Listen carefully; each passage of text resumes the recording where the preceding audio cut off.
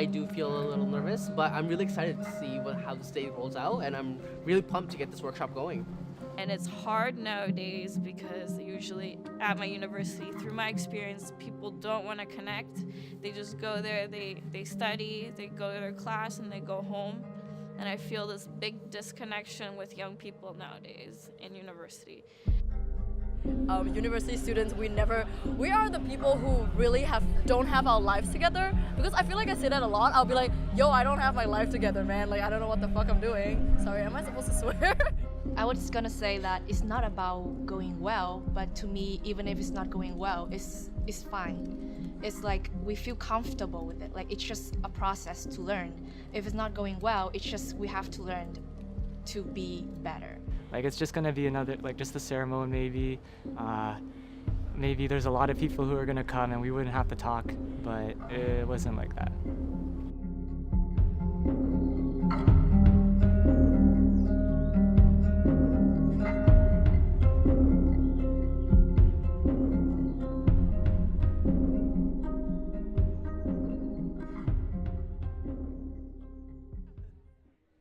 So how did we meet?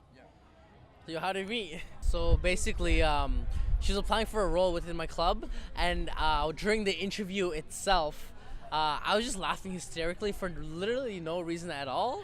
And then she just started laughing, and she was like kind of weirded out by this dude who's interviewing him, but he's laughing so hard. And I actually had no idea why I was laughing. And from there, we just became friends. Yeah, we just became friends. Like, that's how we met. Great way to start friendship, huh?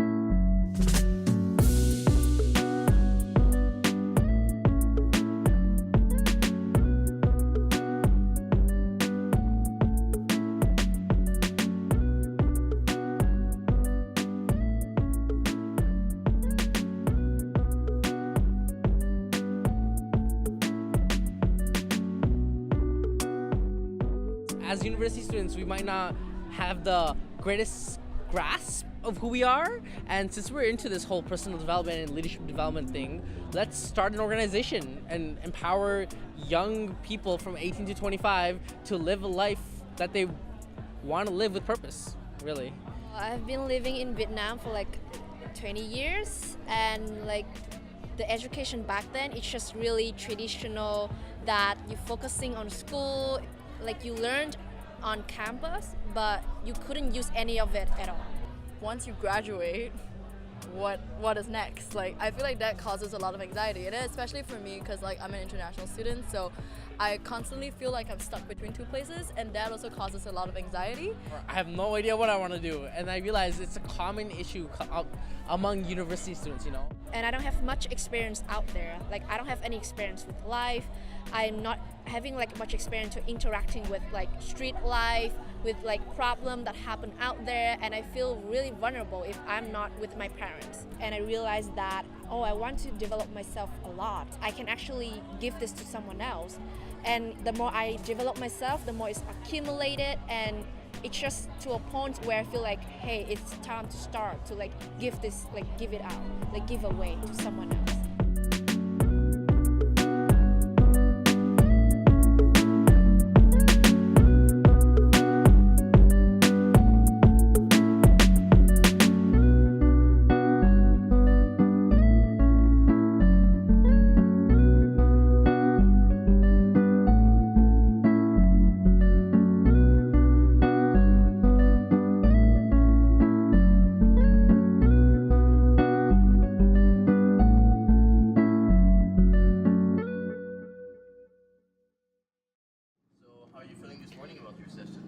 Again, could use some coffee right now, but since this is our second session, kind of nervous to be honest. This time we're actually going out with the whole venue, and we have a lot of people coming in. So like comparing to the first one, like we learned a lot. Like we learned a lot from like in terms of like feedback from the people, in terms of like how to like facilitate with each other to like create like a good workshop. we reached out to a bunch of our friends. We posted this on Instagram, social media, try to get this going out. So it's gonna be a mix of either our friends, some people, friends of friends, or maybe even a couple strangers.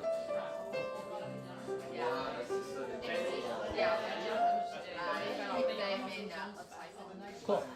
We're gonna get to know each other, so we're gonna do like a fun little icebreaker.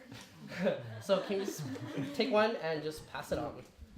So write down, let's say, 2 things that is very funny about you or interesting about you. Okay? And then pass them on to me in my direction. Just pass it on. I didn't think we were gonna read them aloud. I backpacked solo around Europe and South America. I plan to take on entrepreneurial path and start my own business/organization. I think it's V. Oh my god. My process of elimination. You're the only My one process left. Who is it? I think it's you, buddy. Is it me? Mine's right here. Who's it? I think it's you, man. I think you just give it up. And I think when we signed up for this, we weren't necessarily buying into this for the end goal. We're buying into this for the process itself. So going through the rough patches, going through the high patches, meeting new people, it's all a package thing, you know? So like you have to read all the statement, and then you can either like mark it by yourself. Is it true or false, or is it neutral, or do whatever you want. And after reading it, like just choose whether decided which type like speak you the most. Like which type do you think you belong to, and then just write down at the bottom like I consider myself as type. As type A, just stand on the left. Type B. Let stand people on the right. learn into communicating, how to like being an active listener, how to be like in daily life, how should they listen to other people, and how to bond networking. And because listening is like the major thing in communicating, so like it's a theme for us today, like to get people like learn how to communicate.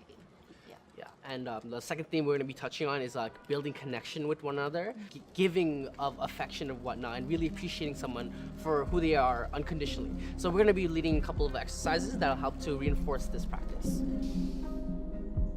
Let it out. Okay, now open your eyes and look at them.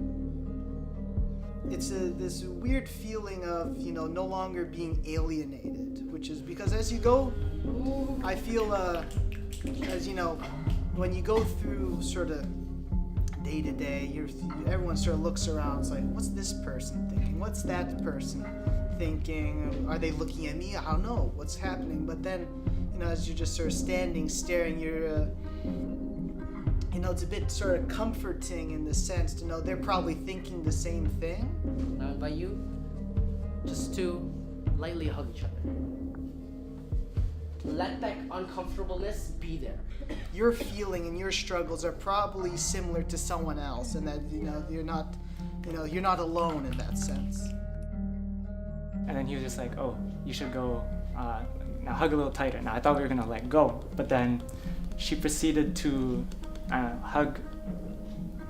go a little tighter, and then, I don't know, like, sorry, I'm getting really anxious. Like, I tried relating it to someone, but I just couldn't do it. I was thinking, like, this exercise is a little weird. How do I use this person's body to imagine someone else's body? Mm-hmm. So instead, I just used it as a hug. Sorry, I didn't think that. But essentially, I don't know.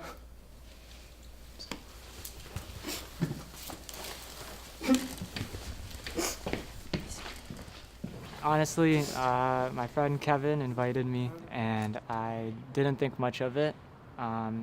He told me he was one of like the execs running it, and honestly, we were kind of like memeing about like how much of a joke it would be, or yeah. But we like that's how we came in thinking like it's just gonna be another like just a ceremony maybe.